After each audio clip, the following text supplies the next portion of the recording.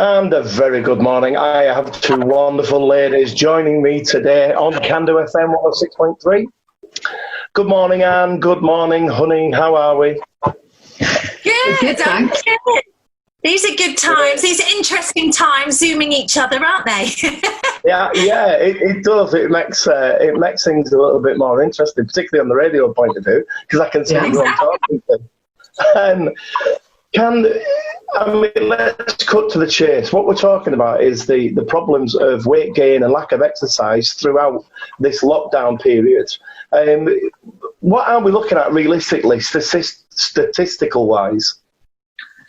Well, should I say, so basically this has come from a large survey that was done by YouGov, commissioned by WW, which was formerly known as Weight Watchers, probably heard of them. Yeah. And they've looked at the health of the nation at this time. So we're coming out of a period of lockdown now.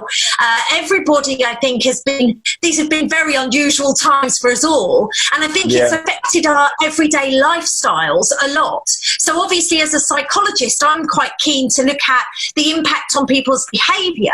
And one of the things that we've seen is that people have been generally less active, they've been more sedentary, and also because it's affected people's moods, we've had a rise in anxiety, boredom, people feeling low in mood. That tends to make us reach for those very unhealthy snacks. And now what we're seeing are the kind of evidence of that, really. And certainly across the Northwest, we've seen about 35% of people in the Northwest have said that they've put on weight during lockdown, and 1 in 5 have said that they've actually developed a negative self-image as a result of that. And that kind of compares with the national statistics as well, where about 44% of us overall in Britain have said that we've been feeling a bit more anxious, and that seems to be linked to this 48%, that's nearly half the population, have said that they're eating more, they've been eating more during lockdown. So it's definitely had an impact on our health behaviours. And what we know, obviously, is that our mind, our body are so linked that when we're feeling anxious or we're feeling low, that tends to make us engage in less healthy behaviours. Yeah, a couple of weeks ago, I did a show in particular on mental health issues surrounding the COVID lockdown.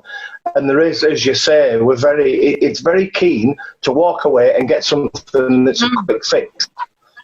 From the Weight Watchers point of view, I know that they've been very, very active in encouraging their members to go online and to carry on. So, Anne, have you noticed any changes within your members?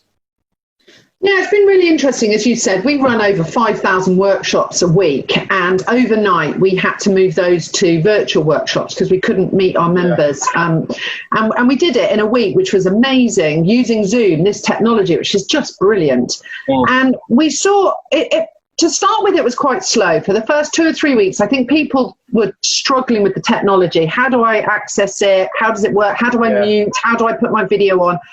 So we really helped people do that using our coaches, social media, lots of marketing.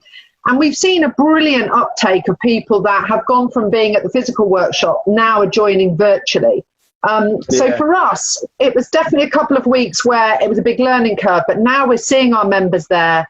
They love it. Do you know, it's really interesting. They like seeing each other. As we were saying to Jonathan earlier, it's about connecting with each other, supporting each other. Our coaches are really enjoying doing it, you know, through the computer.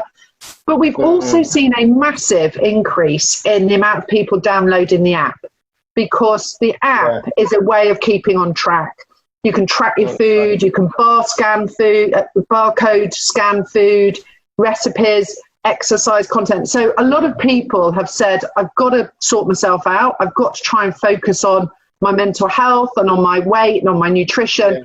And we've just seen huge numbers of people signing up to the app, which has been really exciting. I think it's equally across the board with a lot of the slimming groups as well as yourselves that have taken this new technology, try to encourage people. The problem that I kind of faced early on, as well with a lot of other people, is that there wasn't a lot of available nutritious food out there. because you were having to stand in queues. There was a lot of the shelves there. So the health effects of that, how are they buying into this with your statistics? Well, I think for the first couple of weeks, it was that. We were all buying tin food that we'd never bought before. You know, we were just grabbing crisps and multi-packs of things because it was just about hoarding and, you know, trying to just make sure we had enough. So I definitely think it's been over the weeks that people have started to buying more normally now. A lot of people have a bit more time on their hands, so they're really interested in learning how to cook nice meals, getting their kids to cook for them. So I think we've seen a real trend in fresh ingredients are being used again. They're cheaper than convenience food. You've got a tiny bit more time on your hands. You've got more people that can participate. But we've got to help people. So we do a lot of online cookery and stuff. So we can tell people you can make a great Thai curry, but you can do it, which is low fat, much healthier for you than if you either bought one or you made one from a traditional, you know, recipe. So it's just educating people, really. Do you think the trends have changed? I mean, I know from my generation, we were taught to cook by our mothers in a kitchen, and now it seems to be that the newer generation have to go on to technology to find out how to make a basic meal. Yeah, I think definitely behaviours have changed, and actually our kids are helping us learn to cook because their flavours and their tastes are, I think, a lot more adventurous than some of ours were at that age. The nice thing is, selfishly as a mum, they haven't been able to have as much fast food and stuff, so that's been quite nice because they're having to cook things from scratch. So I definitely think tastes have changed, and also the people are just experimenting. Some of the stuff I've never seen before that's been put on my plate, but it tastes pretty good. And you know, that good family time together doing that has been really one of the positives, I guess, out of this total, you know, hideous situation. I think we're going to see a change now, though, you know, as we come out of lockdown, that now people are kind of putting their health back on the agenda, and they're going, actually, it's a little bit like that post-Christmas period when you've all been indoors for a while and you've been a bit cozy and you've been a little bit indulgent, you've treated yourself. But now it's like, it's almost like we're having a second New Year this year, and we're going, right, I'm coming back out now. This is the time for me to think about my health, my well-being, maybe think about my weight, maybe think about moving more, getting back out there. And I think that's a really positive thing. And I know there has been a significant increase in people accessing mental health help through local authorities and also through hospitals. With all this information, what is it we're realistically got to be able to do?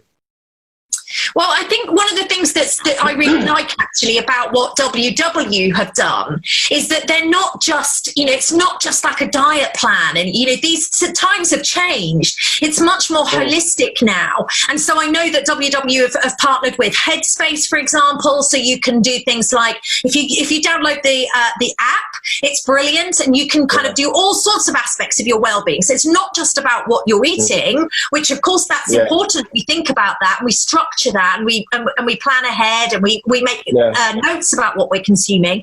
But it's also about other aspects of mental health and well-being that we know really impact on the way we engage with food, the way we exercise. So meditation, relaxation exercises, you were saying there, yoga, all of that is what we need to be thinking about, because I think we've moved on from a time when we just think that health is all about diet. It's not. The mind and the body are so linked that you can't really have health without having both. And so that's what I was really keen to see about this. And I think we should all be thinking about that now as we come out of lockdown. There are things we can do physically that improve our mental health. Moving more, exercise, getting out and about in some green space if you've got a local park or somewhere that you can go for a walk. Eating healthily, we know that that actually has an impact on our mood. So there's lots that you can do for your mental health that are through the basics, making sure you're getting good sleep. That will also really help. It's something that I always try and promote. Get a good 8 hours sleep, and things look a lot better in the morning.